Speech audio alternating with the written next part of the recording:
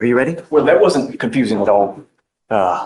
Anytime you get stuff where there's in county versus out of state, it just, No, it's all. there's just so many rules that just kind of And Judge, I'm clears mud.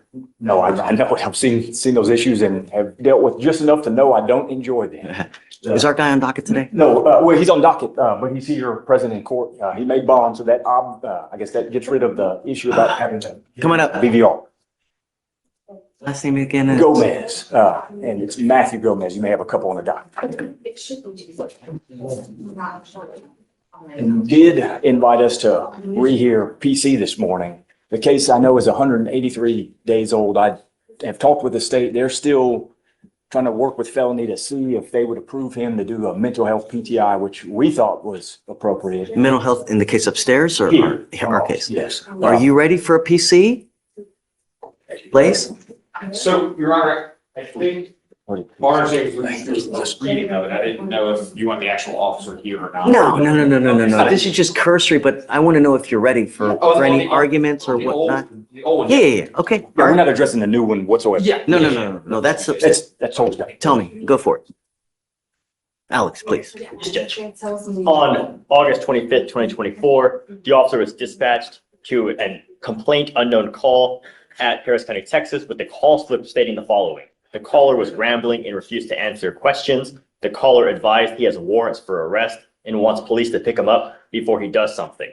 The caller states he will be waiting outside the location for police. The caller was irate and upset.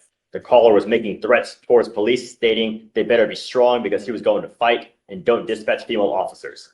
The officer arrived on scene and immediately noticed the defendant coming out of his house in an aggressive manner. The defendant took off his shirt and hat and was coming towards the officer quickly and was trying to get the officer to physically fight him.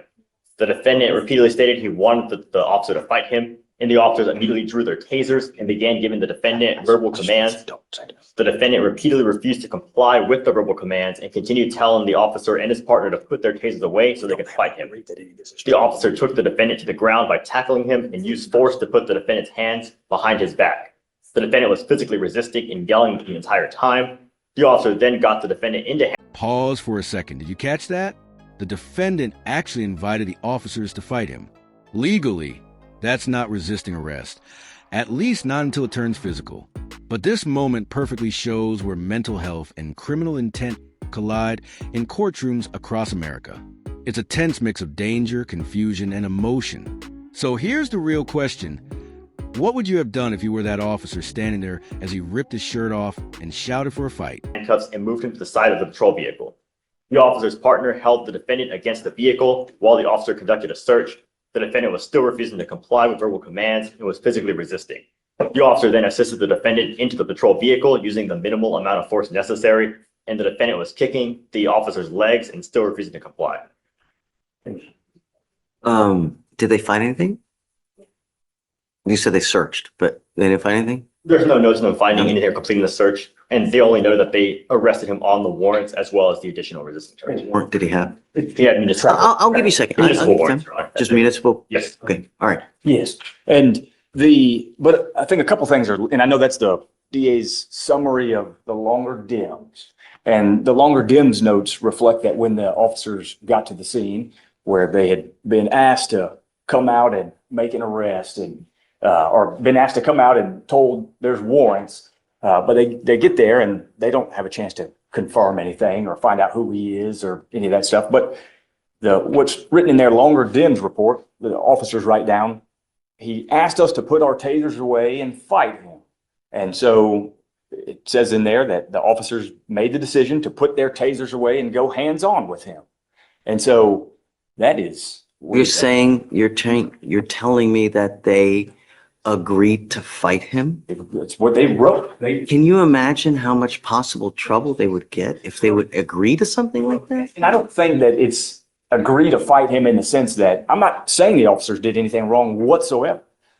I'm saying when you arrive on the scene and somebody says, I have warrants, we know that's not enough as a legal matter to make an arrest. I could walk up and say, I've got warrants to our deputy. I can't be arrested for that. Maybe he can go back and find out more information, but that's Sure. not enough. I think that's reasonable. Yes. Yeah. But then the conduct is not that he comes up and starts fighting with the officers, but invites them to engage in physical contact. And I give them credit for putting their tasers away like he requested, but they write in there, we did exactly what he said. We put our tasers away and then decided to go hands-on with the suspect. It's 2-on-1. But I don't think the reasonable interpretation would be that they are agreeing to fight. Well, I don't think that that's reasonable because I can't imagine how much trouble they would get in, you know? They'd be fired. to me, it's not about whether no one over here, and I don't think the state is either, is saying that the officers did anything wrong. I think we're assessing his conduct, and he has the right, as does anybody, it's just First Amendment protected speech, to invite someone to engage in physical conduct. And if they do, that's not him resisting arrest. And I don't really even think that that's the kind of the basis of the charge. They can't even arrest him because there's nothing to arrest him for at that moment. If you ran his name and found out the warrants and found out he did have active warrants, you could arrest him. But there's nothing for them to even arrest him for at that moment. And just walking up and saying, hey, I want to fight you, that's not enough to be placed under arrest. But what happens is they get him and get control of him and then start searching him. But pursuant to what? I mean, there's nothing.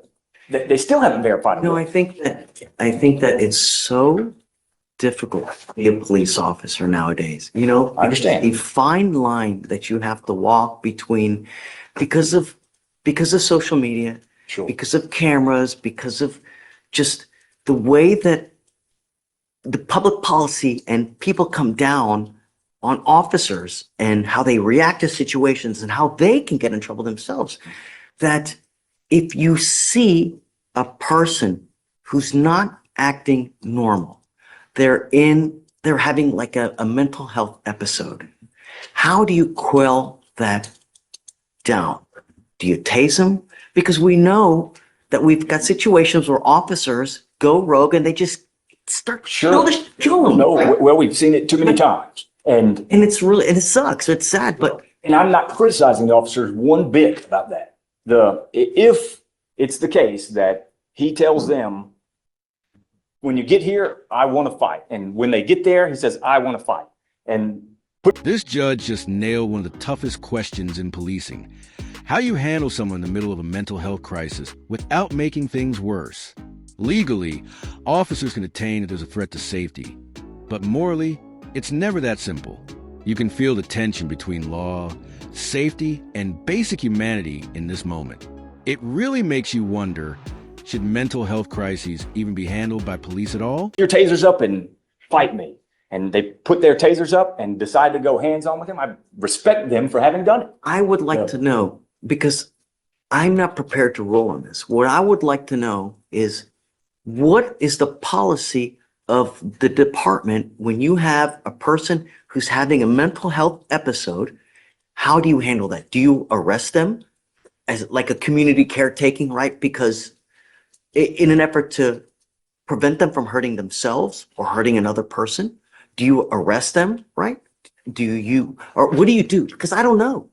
So, because that's what's happening here. We have someone clearly who's having a mental health episode. And you see why I thought mental health PTI is the appropriate route. Yes, absolutely. Yes. So, and I don't mind being patient while you think about that, and I go back I'd like to know what the officer's mindset, number one, at the time of when this episode is happening. Number two, what is the policy when you have this kind of thing happening? What do you do? Absolutely. I don't know. You know? Sure. Do you arrest them in an effort to prevent them from hurting themselves? Because who's to say they might have a gun that you don't know about that's stuck right here that they're just going to start shooting? Well, but I do think that it doesn't mean that he has done something legally wrong to elicit the words, this is what I'd like to do, and wait. It'd be one thing if he comes and starts attacking them, but to say, put your tasers up and fight me, and they say,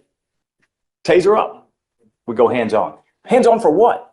I think that was extremely brave of the officers. and I give them so much credit because, I mean, who's to say that he doesn't have a gun behind his back and they just don't know, and they're trusting him that he's going to act honorably and not take a gun from behind and kill him. I think it's what they said, Your Honor. They actually used less force than Yeah, would have been really.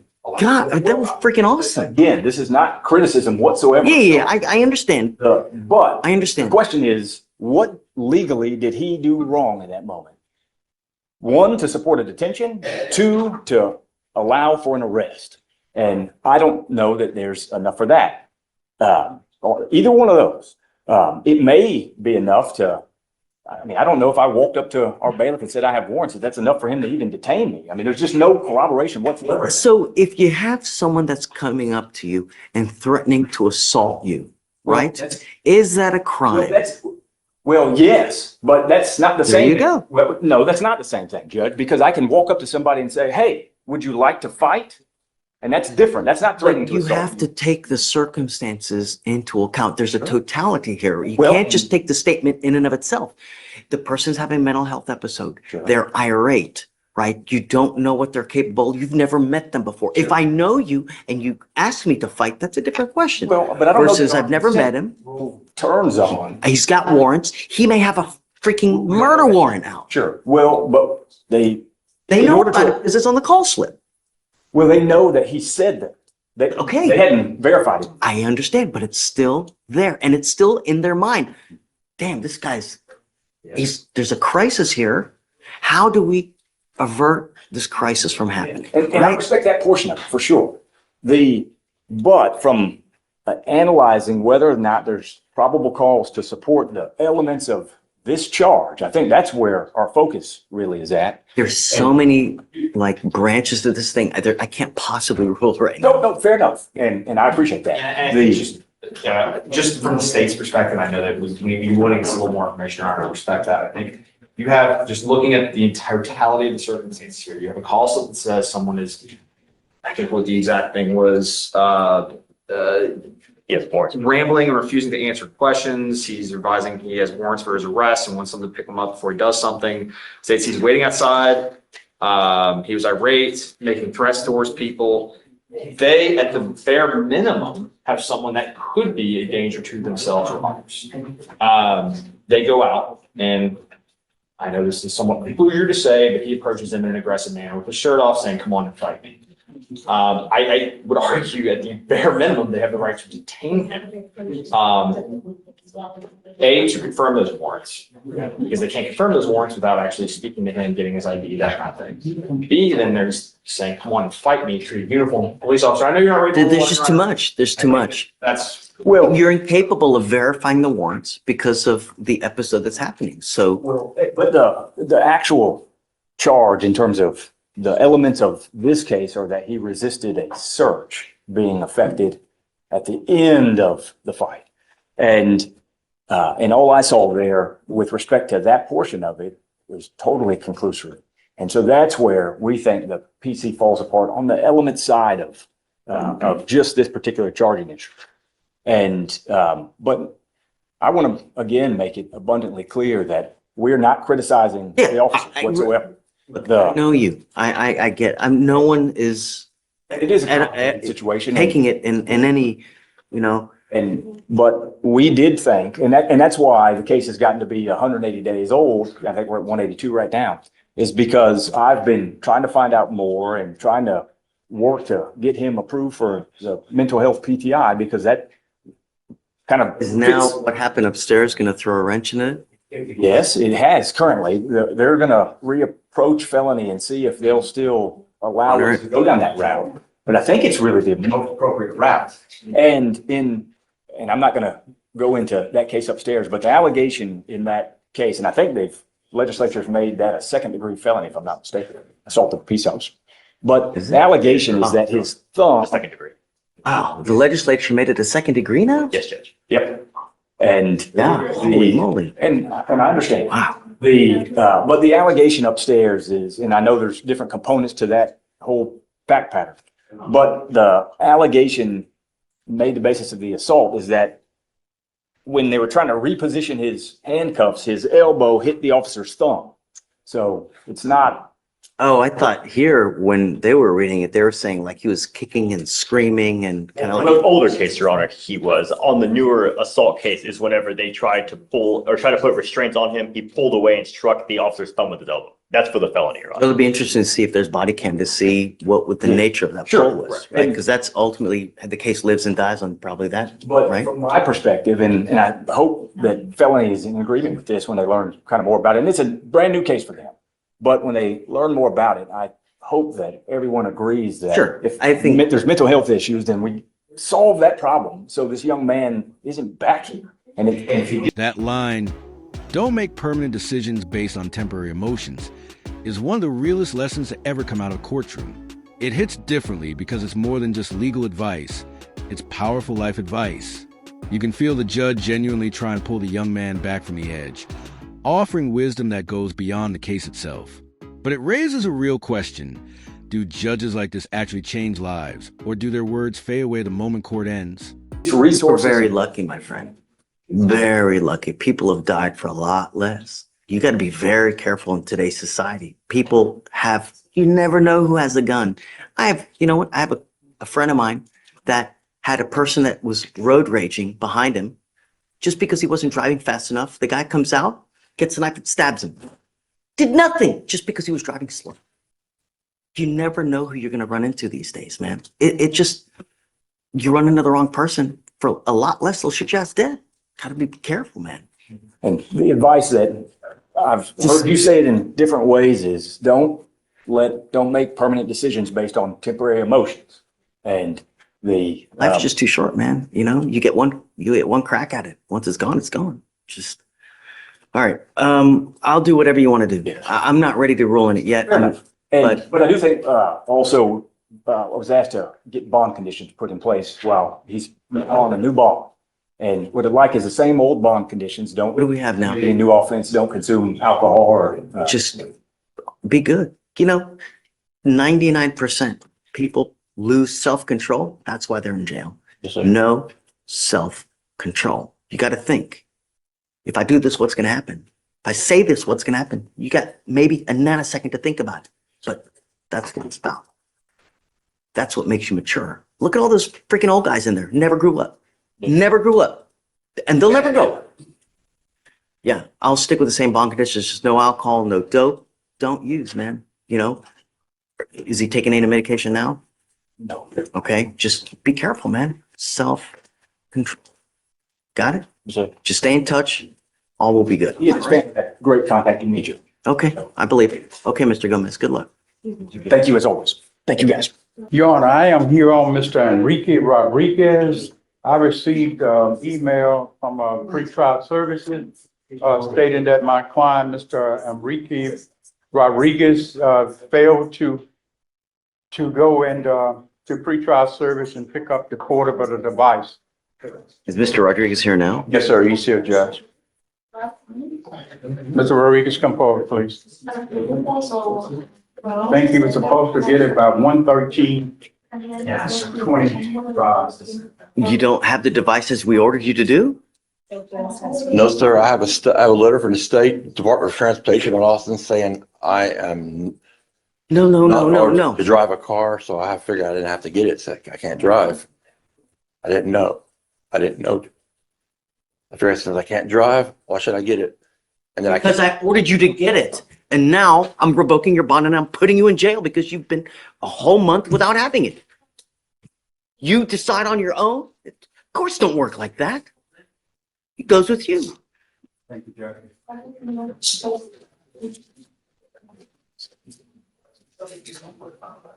Well, Mr. Kim's on Zoom. I'm approaching, I spoke with my client. My client would like me to approach to ask for a bond so he could go and turn himself into the demanding jurisdiction, Worcester County, Maryland. And so What's the last name? his last name is Mr. Baptiste, B-A-P. Good morning, Mr. Baptiste. Good morning. How you doing? So I don't know, I don't know anything about you. I don't know what you're wanted for. I don't know what kind of criminal history you have. Mm. A lot of times, whether we give a bond to someone depends on what they're charged with, what kind of criminal history they have. Mm. I know that you're going to tell me it's little bunnies jumping in the woods, but everybody tells me this guy's I purple, understand that. blue, black. So, but paper really tells me who you are because that's how we get to know you in the short time that we have. No problem. Mr. Kim, would you like to tell me about him? Your Honor, he's wanted out of Yavapai County, Arizona for 6 charges, including fraudulent schemes and artifices. Wrong case. Wrong case. Oh, sorry, wrong case. He's wanted out of Pasco, Florida for battered prior. Wrong case. 0 for 2, man. Where are the ones? Baptiste. Maryland. Hold on 1 second, please. Oh, here we go. Sorry, I was reading a different warrant. Okay, he's wanted out of Worcester County, Maryland for theft, but he's wanted out of 6 charges. 1, 2, 3, 4, 5, 6 charges, including fraudulently intending another's identity to use that information to obtain a value of item and currency totaling a little north of $80,000. He's currently on a deferred adjudication for an aggravated assault. And prior to entering in the deferred adjudication, but after he was charged, he was also charged with carrying a handgun in a motor vehicle. State would be opposed to a bond, Judge. So, okay, you went kind of fast on. So he has 6 open charges in Maryland or just 2? Yes. So he has 1 count of $21,455.50. He has another count of $10,700. He has another count of $10,695.50. Another count of $42,851. One count of fraudulently intending a possession of personally identifying information, and another of fraudulently intending to obtain another item of or identity, assuming an identity of another individual to obtain an item of value. Are all these? Is it like a theft from a person? It was a fictitious wire transfer for at least one of them. I'm looking at the affidavits. One is routed through PNC Do we have Bank. actual complaining witnesses or victims, especially on the one that's like a 40,000 gig? That one I can hold on. Here's an account withdrawal. I mean, I can't tell if it's from the bank or from another. If I could just have 30 seconds, I'll take a look at the.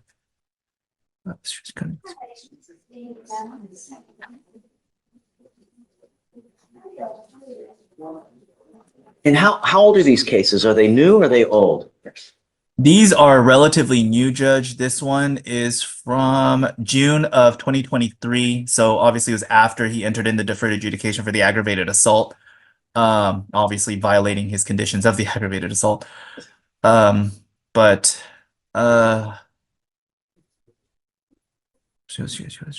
me tell you the problem that I have, Mr. Baptiste. Okay. And the way you conduct yourselves in court and the way that you conduct yourself while you're on probation tells me a lot of who you are and whether you will submit and comply with court orders. Because one of the things that we have is when I give you a bond, you have to go turn yourself in to the demanding jurisdiction within 2 weeks. That's no problem. Great. Well, the first thing I did was I wanted to look through your history with the probation that you're on. And in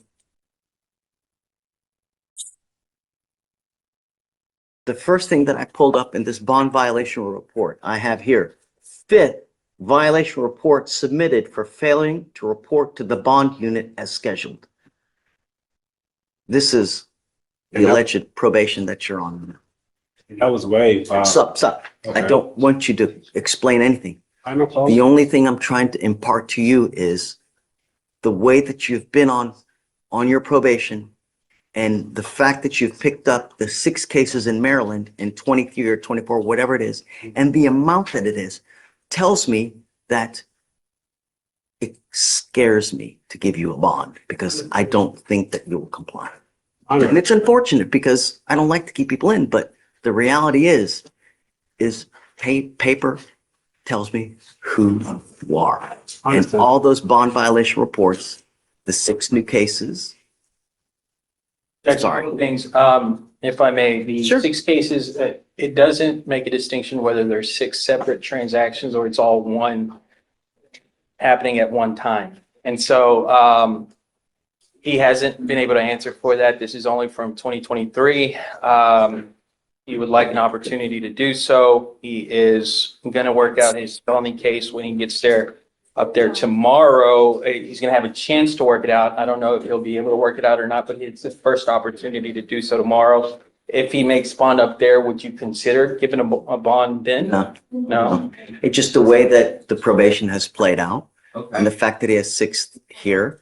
I think in my heart of hearts, if I set you a bond, that it's just, you're not going to show up. You know, you're going to do what you want to do because that's what history tells us. Okay. Sorry. I understand you. Thank you. Okay. Question. Would you mind explaining to me? This is not, no. This isn't where you get to do what you want to do. Let's go. All right, thank you. Ask your lawyer, and then if it's something, you can talk. Thank you, Judge. Thanks. So tell me what we're doing with this. Judge, this is a fugitive case. Mr. Day, I believe, is on Zoom. I am requesting to see if you would consider giving him a bond so he can go turn himself into para que él se entregue it's Yerpe County, Arizona. a Yerpe, el condado de Yerpe en Arizona. The lawyer is asking for me to set you a bond, Mr. Pasos Miranda. I don't know. No sé. I have to look at several things to see whether you would be a good candidate. A ver si eres buen candidato. Number 1, whether you would actually go back. ¿No? Number 2, are you a danger to our public? Segundo, eres. So, Mr. Kim, tell me about Mr. Pasos, please. Quiero saber sobre el señor Pasos, señor Ken. Yes, Judge. This is the one from Yavapai County, Arizona, Es que este es de País County, Arizona. and he's wanted for charges of fraudulent schemes and artifices. Por Wait, fraude. fraudulent what? Schemes and artifices. This is just how it's written. Schemes and artifices? Fraudulent conspiracy to commit fraudulent schemes and artifices. Cometer Okay. fraude, One count of computer tampering, artificios, parece. one count of theft, Una cuenta de alterar computadoras. and one count of criminal damage. Uno de daños So criminales. 4 total counts. But it's out of the same transaction, Judge, Falsos. on Sí, March 20, por la misma 2023. transacción que ocurrió en marzo 20 de 2023. State would be opposed to a bond. El Estado no está de acuerdo con una fianza. For these charges, it looks like he messed with fuel pumps at a mini mart. Estaba haciendo algo con las bombas de petroleras ahí en un minimart, To include computer tampering, incluyendo que estabas alterando algo con computadoras. but 1 year after he committed these offenses, he Un año also was después charged que here cometió este delito, también lo acusaron aquí for a similar offense of violating motor Mismo fuel tax offense. requirements. por violar los requerimientos de impuestos de petróleo y And- vehículos. And briefly before that, Y antes de for eso, a misdemeanor charge of theft, but again, un delito regarding menor de fuel. hurto, pero igualmente era de He petróleo. also has a prior fugitive case, I see, Tiene un caso antes de I fuga. didn't see that when I pulled it up. from 10/31/24. I see a prior fugitive case out of the same jurisdiction. La misma jurisdicción. Yavapai County. Yavapai County. So he's been before you, is what you're No, saying? it would happen if he was No, lo que a dice fugitive and he was Era apprehended fugitivo by y another state. agarró otro estado. It could have been by this warrant or another warrant, Pudo haber sido esta orden de arresto o otra.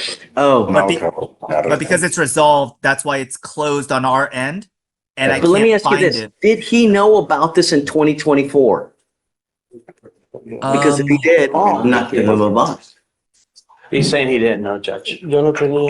I see state jail. So I see a fugitive case and I see a state jail sentence of 7 months, both on the same time out of work. Estatal de 7 meses. So it looks like there Entonces, possibly could have been something that he pled to in Wharton County. se declaró He got algo also en hit with Wharton fugitive County. case. Y le Because he dio un got caso 7 month fugitivo sentence, they y probably, como get recibiste 7 meses. fugitive case. No fueron. This is a lot of, we don't really know what happened. So let's do this. Let's roll it to tomorrow. I've had him in felony, Dice and I que know yo that he estado pled en to el caso the de 7-month felonía, stay jail. sé que And then te he was brought over declaraste to Harris County. culpable, I don't know if that culpable por helps, but 7 meses I en la Represent cárcel. him on the fuel tax in the 185th? Ahí es Yes. donde voy Oh my a- He goodness. did. What are the That's odds? just opportune. Huh? That's why I'm like, if, Just go play the lottery. so,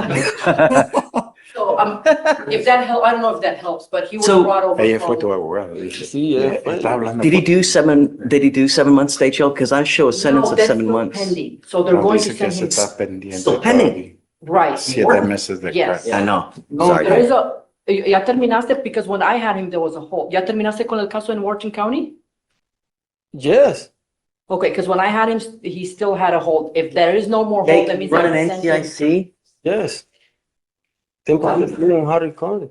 No. I don't show What's the point? another hold right now. I mean, there might be a warrant, but it's not attached to a spin that I can see. It was Ellos there no when ven I had ninguna him, What did he Judge. have in Wharton County? Que tenía If anything. other words, tenía algo.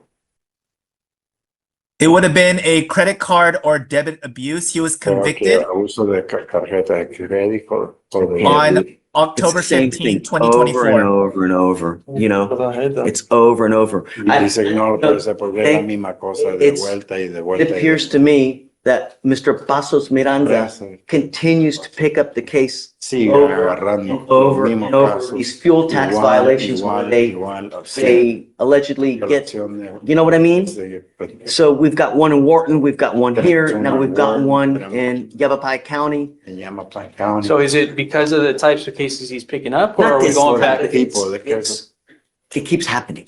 Okay. Like, Sí, it's, no es por el tipo de caso, es porque sigue it's over and over and over for the last three plus years. What I was gonna do, I thought we were going. going in a manner where I needed to figure out if he was aware of the warrant or not, but if that's not the case and it doesn't make a difference. Judge, may I jump in again? Of course. It looks like they lifted the hold Parece que on 218. te quitaron. If I'm looking on the DA portal, Dos. they placed a 18. hold on him Porque on pusieron October una orden de 31st, detención 2024 for that 31 de sentence for octubre 7 para months la stay jail. sentencia de And then 7 they lifted meses. that hold Después lo on 218. levantaron en So he's 2, done with that 18. as of Él ya 218. terminó con el With, 18. yes, de I can show febrero. it to you. Well, I don't know if I can. How? show- Because he came in on a warrant, so his time would have Él vino ran en concurrent una while he was in orden Harris de County arresto. and we were Entonces, working So out. you know what it is? It must have been, you know, how on out-of-county cases, they give you the 10-day, right?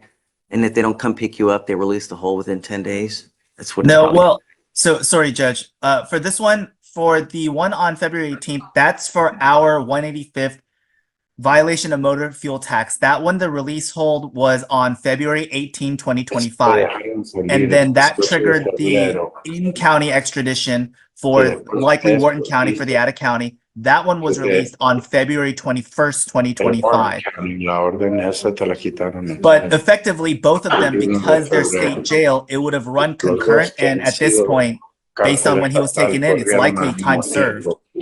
Which would be taking care of the Wharton County, and Wharton County is no longer in play because of the time he spent. We don't know in that here. for sure, though. We know that, well, You yeah. know, right?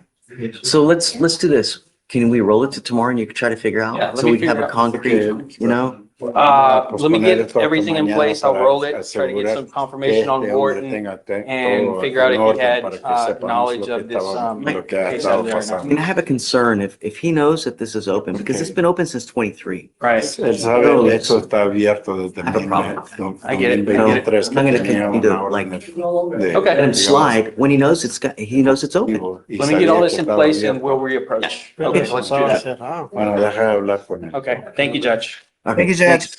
I'm here on 2 cases. The first one's on the docket, Malveaux, Malveaux. Judge, this is the one we approached, and I've been back a couple of times trying to amend the condition for the mom. This is an alleged assault, family violence between a mother and a son. Ms. Malveaux is here. The state has agreed, and I think they've contacted someone to change her bond condition to, we were just going to ask to allow for the texting and the phone call. And then you would ask them to do some follow-up rips. So the defendant is mom, Yes, complaining witness's daughter. this is the, I believe, Daughter's 21 or 20? son. The son he's 18, I believe he's a senior in high school. He's living with a family friend right now. And we are okay with amending bond conditions to allow communications over cell phones, so they can still text and call. But we would ask the court to hold any in-person contact. And Judge, we would ask to allow her to go to his sporting events. No contact with him there, but she'd like to go watch him at track. Now, I mean, it's And the invariably football. going to happen where she's going to get overcome with emotion. Then she's there. He's 2 feet from her. Judge, he'd be Know what I on the mean? field and she'd be It's in the like- stand. It's like holding a candy in front of a baby. I'm sorry, not a baby, but like a 13-year-old kid. Judge, you I know? believe she could stay in the stands. And Malvo, he'd be come on- up. And he'd be on the field, but I don't know. I mean, I don't think that's Jose Montes? it's setting up for failure right now.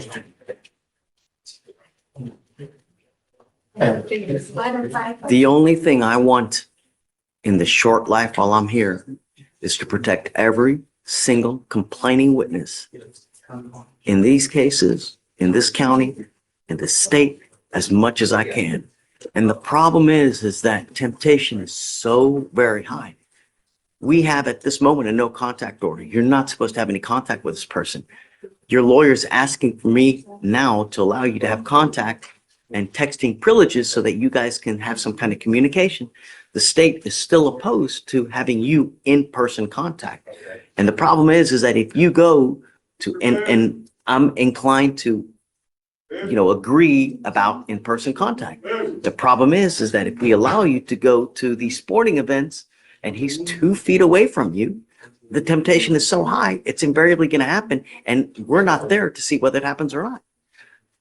And so therein lies the problem, is that I will never be able to monitor the fact whether you actually have contact with this person or not. And that's a problem, because the last thing I want is you to pick up more cases or this person to get more hurt. talking about in person.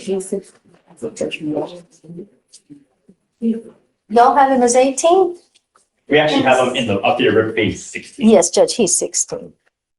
He's not Like, it's 18. The birth date was listed wrong. It's okay. And his father's in jail. Remind me about the assault, please.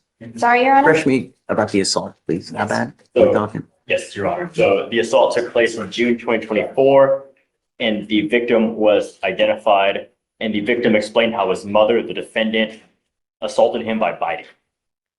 Biting. Yes, Judge. Yeah.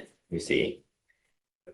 So the victim stated his mother was angry that he was in the way, and as he was holding her 2 wrists, she raised her hand up to her mouth and raised his hand up to her mouth and bit his hand. The victim stated he felt pain, was in fear, and the victim had a visible bite mark on his hand.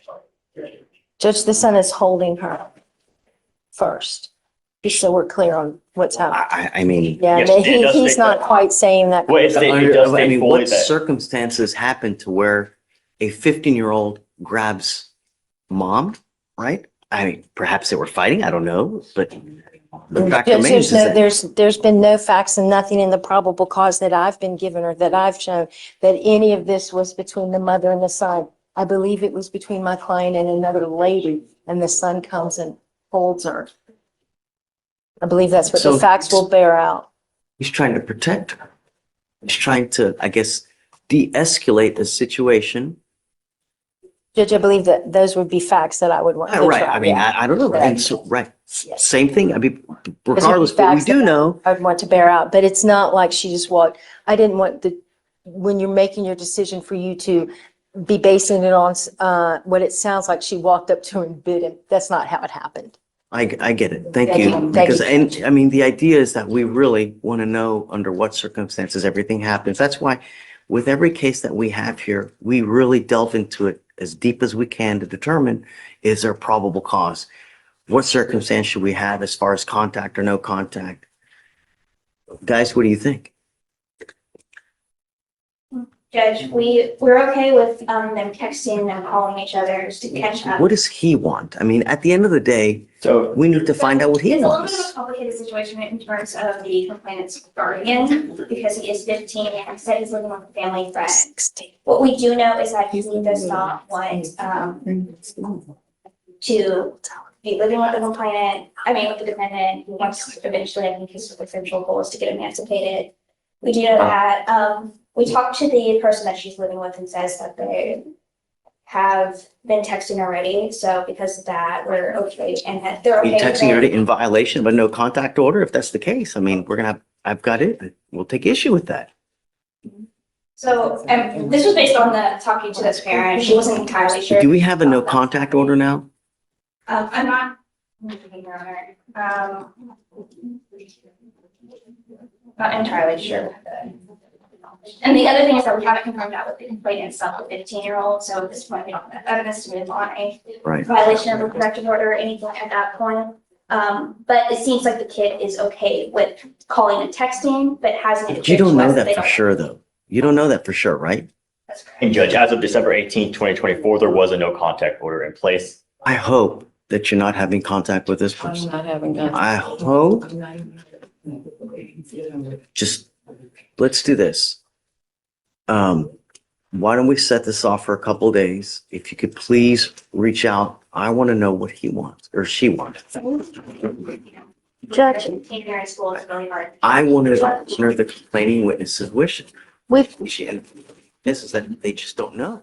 well, Judge, can I just recount this? We've been asking them to know this. This is the very first time I was appointed, I approached you on this. You asked them the exact same questions. They've done nothing. They can't get in touch with the complaining witness. I came back on February 2nd. I came back on February 3rd. I came back on February 10th. I came back on February 11th.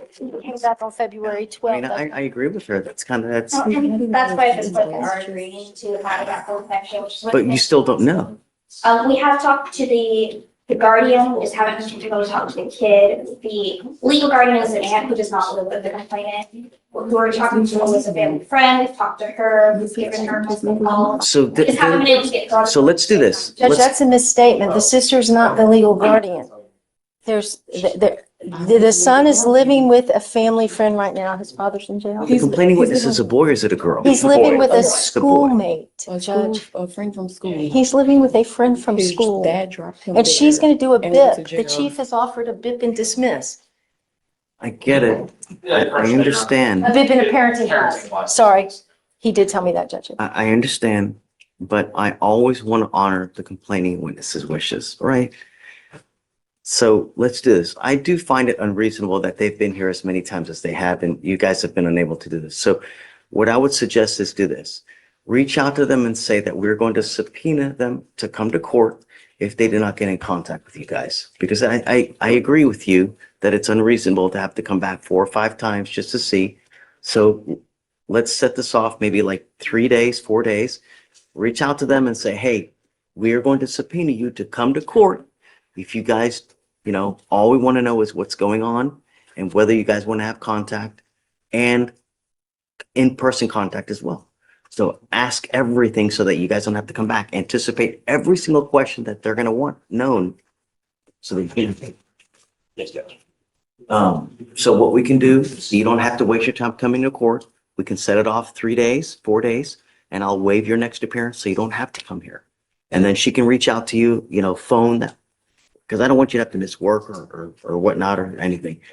But I have to know what they want. And I don't want to work on speculation because Is it what my son wants or is it? it's what the son wants. I don't care what the guardian, I don't care who the guardian is. It's what the son wants. Right. I don't care about a guardian. It's not their decision. And I think that now 16? 16-year-old. He's old enough to know, right? He's almost an adult, so he's old enough to make decisions on his own at this point. And Judge, I've already accepted the PTI. We will get started on that. So even by this next setting where she doesn't have to appear, excuse me, Judge, she'll already be underway on the PTI. Okay. Your parenting class is probably pretty short, so it's, It's BIP and parenting classes, Judge. I'm sorry. What is it? It's BIP and a Oh, parenting class. BIP and a parenting class. Okay. I'm not really sure. I've got to figure out how long they want her in BIP and talk to her about that. Got it. So Okay. you can go sit down just for a second, then we'll get your case reset, okay? Thank you. All right, we'll keep trying. Judge, I have one other one on Sure. docket today, and it's just a reset, and I've just been appointed today. Do I have to approach you on those? You've already found probable cause. It's Mr. Hall falsifying the drug No, test allegation. no, All right, then no. I'll just. Just let him know that he's gonna get drug tested about 50 days, just so Sure. he knows, and that's it. Thank Okay, you so much. thank you, Mr. Chair.